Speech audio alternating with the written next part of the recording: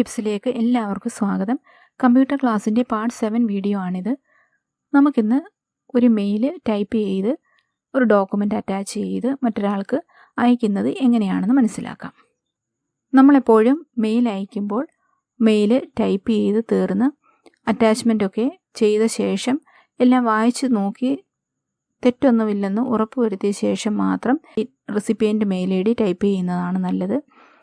അല്ലെങ്കിൽ നമ്മൾ ടൈപ്പ് ചെയ്തുകൊണ്ടിരിക്കുമ്പോൾ അറിയാതെ സെൻഡ് എന്നുള്ള ഈ ഒരു ബട്ടൺ ഒന്ന് സെലക്ട് ചെയ്തു പോവുകയാണെങ്കിൽ മെയിൽ കംപ്ലീറ്റ് ആകാതെ അല്ലെങ്കിൽ തെറ്റുകൾ എന്തെങ്കിലും ഉണ്ടെങ്കിൽ അത് തിരുത്താതെ റെസിപ്പിയൻറ്റിന് ലഭിക്കാനിടയാകും. അതുപോലെ തന്നെ നമുക്ക് എന്തെങ്കിലും ഡോക്യുമെൻ്റ് അറ്റാച്ച് ചെയ്യാനുണ്ടെങ്കിൽ അതും ആദ്യം തന്നെ അറ്റാച്ച് ചെയ്ത് ഇടുന്നതായിരിക്കും നല്ലത്. അല്ലെങ്കിൽ തിരക്ക് പിടിച്ച് മെയിൽ ടൈപ്പ് ചെയ്യുകയാണെങ്കിൽ നമ്മൾ ചിലപ്പോൾ ആ ഡോക്യുമെൻ്റ് അറ്റാച്ച് ചെയ്യാൻ മറന്നു പോകാനായിട്ട് സാധ്യതയുണ്ട്. ഇപ്പോൾ നമുക്ക് ഉദാഹരണമായി ഒരു സിറ്റുവേഷൻ ഒന്ന് അസ്യൂം ചെയ്യാം. അതായത് നമ്മൾ മൊബൈൽ ഫോണും ആക്സസറീസും ഒക്കെ സെയിൽ ചെയ്യുന്ന ഒരു റീറ്റെയിൽ ഷോപ്പ് നടത്തുവാണെന്ന് ഇരിക്കട്ടെ.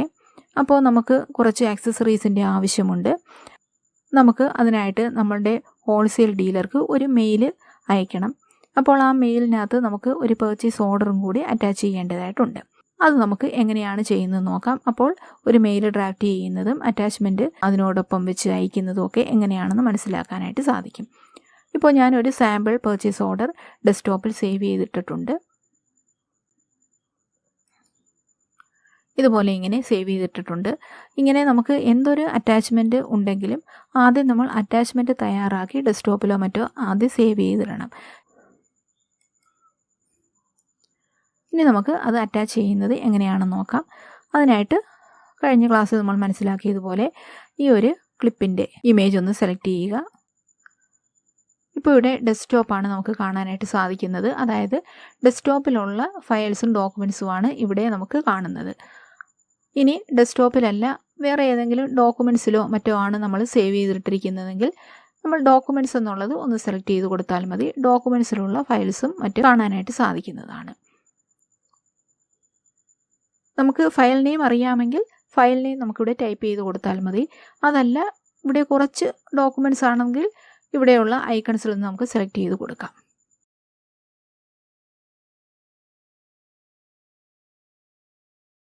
ഇതിപ്പോൾ സാമ്പിൾ പർച്ചേസ് ഓർഡർ ഇവിടെ കിടപ്പുണ്ട്. അതുകൊണ്ട് നമുക്കിവിടെ സെലക്ട് ചെയ്താൽ മതി. കൂടുതൽ ഡോക്യുമെൻറ്റ്സ് ഉള്ള സമയത്താണെങ്കിൽ ഫയൽ നെയിം ടൈപ്പ് ചെയ്ത് കൊടുക്കുന്നതായിരിക്കും നല്ലത്. ഇതിപ്പോൾ ഞാനിവിടെ നിന്ന് സെലക്ട് ചെയ്ത് കൊടുക്കുകയാണ്. ഇപ്പോൾ അവിടെ ഫയൽ നെയിം ഓട്ടോമാറ്റിക്കായിട്ട് വന്നു. ഇനി ഓപ്പൺ അത് കൊടുക്കാം. അപ്പോൾ ഇവിടെ അപ്ലോഡ് ആകുകയാണ്. ഇപ്പോൾ ബ്ലൂ കളറിലായി ആ ഒരു ലെറ്റേഴ്സൊക്കെ, അതായത് അപ്ലോഡ് ചെയ്ത് കഴിഞ്ഞു. അതുകൊണ്ടാണ്. ഇനി ഒന്നിൽ കൂടുതൽ ഡോക്യുമെൻറ്റ്സ് നമുക്കിതുപോലെ അപ്ലോഡ് ചെയ്യാം. അതിനായിട്ട് വീണ്ടും ഈ ഒരു ഇമേജ് സെലക്ട് ചെയ്ത് കൊടുത്താൽ മതി. നമുക്ക് ഈ ഡോക്യുമെൻറ്റും കൂടി ഒന്ന് അറ്റാച്ച് ചെയ്യാം.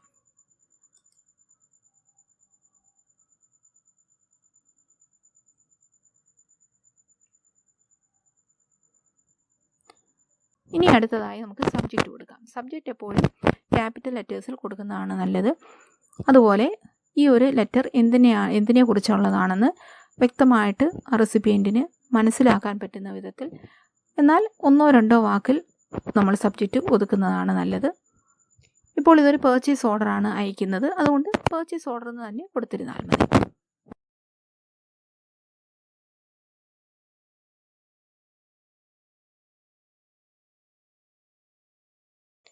ഇനി അതിനുശേഷം ഇവിടെ നമുക്ക് സല്യൂട്ടേഷൻ കൊടുക്കാം.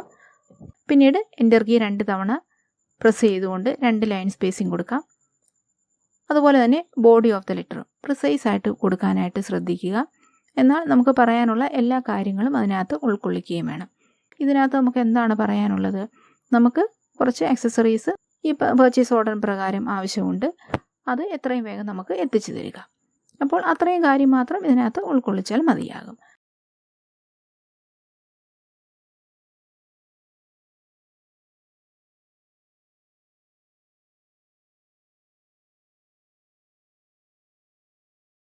പർച്ചേസ് ഓർഡർ എന്ന് നമ്മൾ കൊടുക്കേണ്ട കാര്യമില്ല. കാരണം സബ്ജക്റ്റ് നമ്മൾ അത് കൊടുത്തിട്ടുണ്ട്. അതുകൊണ്ട് ഇപ്പോൾ നമുക്ക് ഷോർട്ട് ഫോമായിട്ട് PO എന്ന് കൊടുത്താൽ മതി.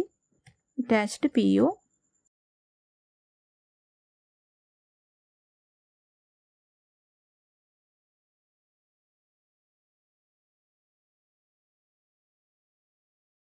കൺസൈൻമെൻ്റ് എന്ന് നമ്മൾ ഫുള്ള് ടൈപ്പ് ചെയ്യുന്നതിന് മുൻപ് തന്നെ കൺസൈൻമെൻറ്റിൻ്റെ ഇനിയുള്ള ലെറ്റേഴ്സ് ഒരു ട്രാൻസ്പെറൻറ്റ് ഫോമിൽ വന്നിരിക്കും നമുക്ക് കാണാം.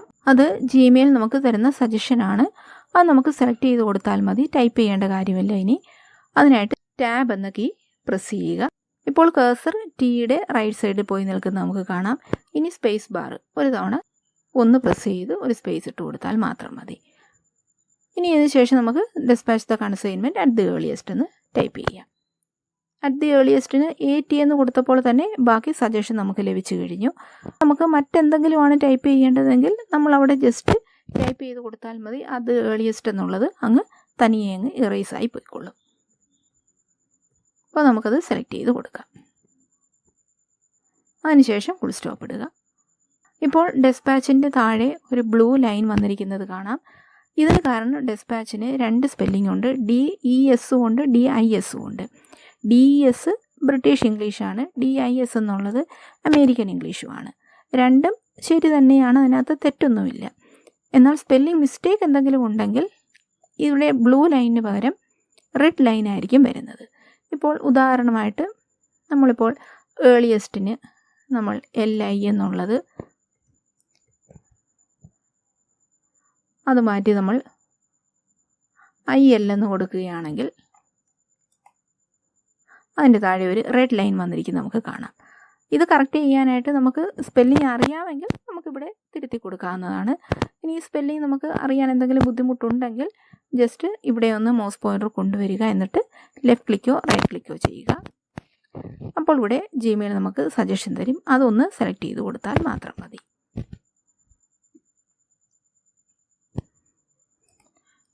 ഇനി നമുക്ക് എൻ്റർ കീ 2 തവണ പ്രസ് ചെയ്ത് 2 ലൈൻ സ്പേസിങ് കൊടുത്ത ശേഷം റിഗാർഡ്സ് എന്ന് ടൈപ്പ് ചെയ്യാം.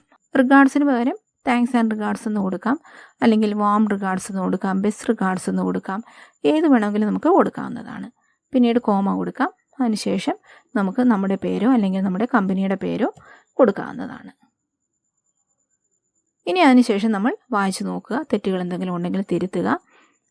പിന്നീട് അറ്റാച്ച്മെൻറ്റ് എന്നുകൂടെ നമ്മളൊന്ന് നോക്കുക. ഇപ്പോൾ നമുക്കിവിടെ നോക്കുമ്പോൾ ഈ രണ്ടാമത് അറ്റാച്ച്മെൻറ്റ് നമ്മൾ ചെയ്തത് വെറുതെ ഒന്ന് നോക്കാൻ വേണ്ടിയിട്ട് ചെയ്തതാണ്. അതുകൊണ്ട് നമുക്കത് ഡിലീറ്റ് ചെയ്യാം. അതിനായിട്ട് ഈ ഒരു X എന്നുള്ള മാർക്ക് സെലക്ട് ചെയ്ത് കൊടുക്കാം. ഇനി നമുക്ക് മെയിൻ റെസിപ്പിയൻറ്റിൻ്റെ മെയിൽ ID ഇവിടെ ടൈപ്പ് ചെയ്ത് കൊടുക്കാം. അതിനുശേഷം ഇവിടെ ഒന്ന് സെലക്ട് ചെയ്യുക, എന്നിട്ട് മെയിൽ ID ടൈപ്പ് ചെയ്യുക. പിന്നീട് ഈ ബോക്സിൽ നിന്ന് സെലക്ട് ചെയ്ത് കൊടുക്കുക. ഇതേപോലെ CCO BCCO അല്ലാതെ ഈ ഒറിജിനൽ ഇതേപോലെ ഇനിയും നമുക്ക് വേറെ മെയിൽ ID ടൈപ്പ് ചെയ്തും വേറെ ആളുകൾക്ക് നമുക്ക് അയക്കാവുന്നതാണ്. ഇനി ഈ മെയിലിൻ്റെ കാർബൺ കോപ്പി അഥവാ CC ആർക്കെങ്കിലും അയക്കണമെങ്കിൽ ആദ്യം CC സെലക്ട് ചെയ്യുക. അതിനുശേഷം ആ വ്യക്തിയുടെ മെയിൽ ID ഇവിടെ കൊടുക്കുക. BCC അഥവാ ബ്ലൈൻഡ് കാർബൺ കോപ്പി ആർക്കെങ്കിലും അയക്കണമെങ്കിൽ ആദ്യം BCC സെലക്ട് ചെയ്യുക. അതിനുശേഷം ആ വ്യക്തിയുടെ മെയിൽ ID ഈ ഭാഗത്തായിട്ട് കൊടുക്കുക. ഇവിടെ ആദ്യത്തെ ആൾക്കും അതോടൊപ്പം ഇവിടെ നമ്മൾ വേറെ മെയിൽ ID ടൈപ്പ് ചെയ്ത് കൊടുത്താൽ അവർക്കും CC അയച്ച ആളുടെ മെയിൽ ID കാണാനായിട്ട് സാധിക്കും അവരുടെ മെയിലിൽ.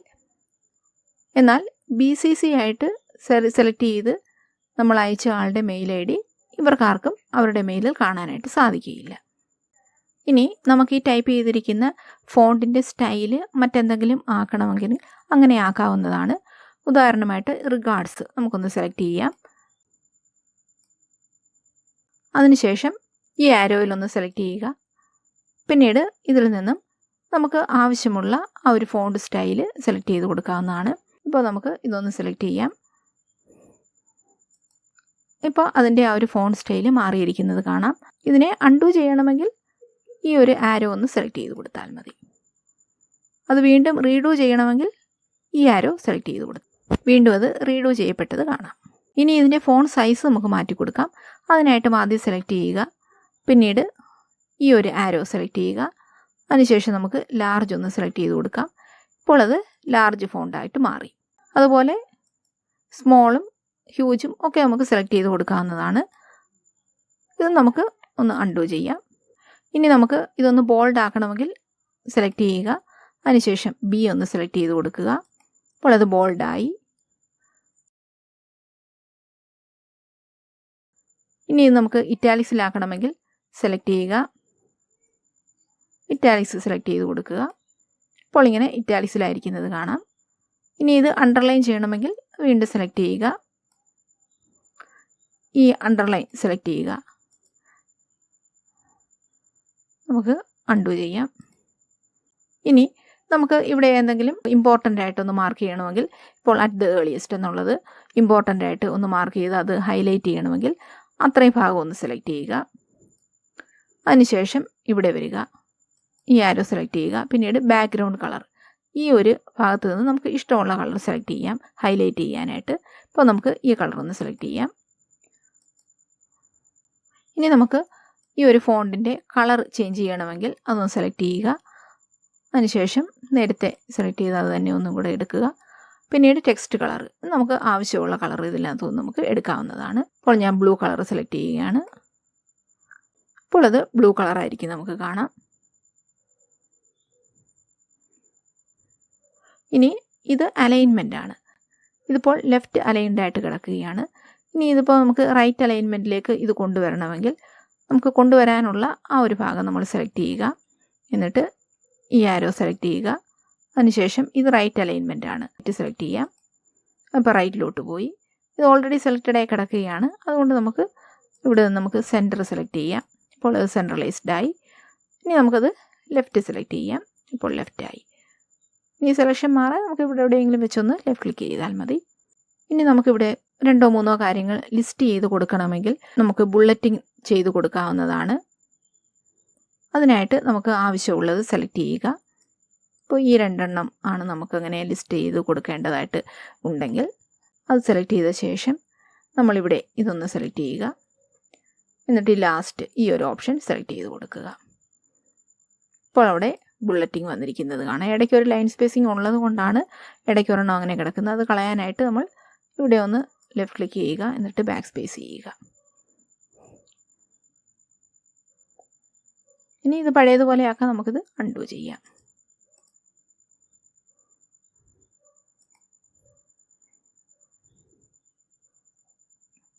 ഇതിൻ്റെ ഫോണ്ട് ബ്ലാക്ക് ആക്കണമെങ്കിൽ വീണ്ടും നമുക്ക് അത് സെലക്ട് ചെയ്ത ശേഷം ഈ ഒരു ബ്ലാക്ക് സെലക്ട് ചെയ്ത് കൊടുത്താൽ മതി.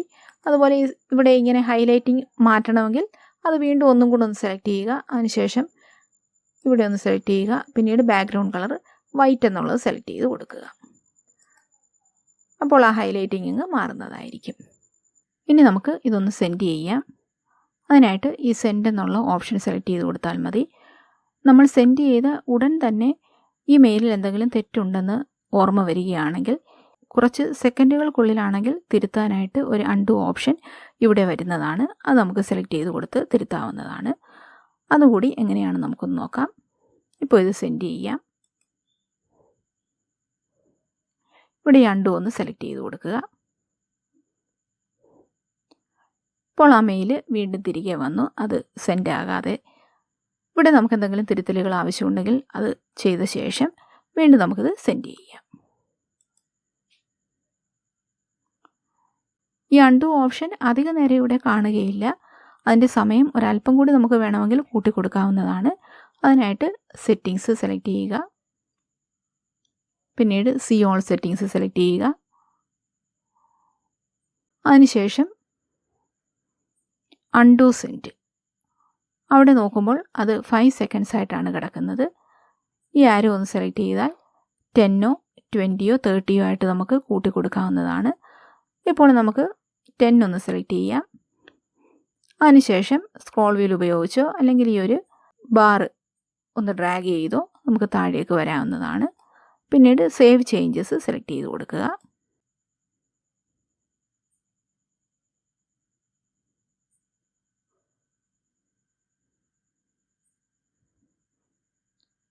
നമ്മൾ വീണ്ടും മെയിലിലേക്ക് വന്നു. ഇനി ഇവിടെ അൺഡു ചെയ്യാനായിട്ട് 10 സെക്കൻഡ്സ് നമുക്ക് ലഭിക്കുന്നതായിരിക്കും. അപ്പോൾ ഇത്രയൊക്കെയാണ് ഇന്നത്തെ ക്ലാസ്. ജിമെയിലിനെ കുറിച്ചുള്ള ബാക്കി കാര്യങ്ങളൊക്കെ ഇനിയുള്ള ക്ലാസ്സുകൾ നമുക്ക് മനസ്സിലാക്കാം. വീഡിയോ പ്രയോജനമായെങ്കിൽ ലൈക്ക് ചെയ്തും ഷെയർ ചെയ്തും സബ്സ്ക്രൈബ് ചെയ്തും സപ്പോർട്ട് ചെയ്യുക. അതുപോലെ ഇനിയുള്ള വീഡിയോസിൻ്റെ നോട്ടിഫിക്കേഷൻ ലഭിക്കുന്നതിനായി സബ്സ്ക്രൈബ് ചെയ്ത ശേഷം ബെല്ലൈക്കൺ കൂടി ഇനേബിൾ ചെയ്യുക.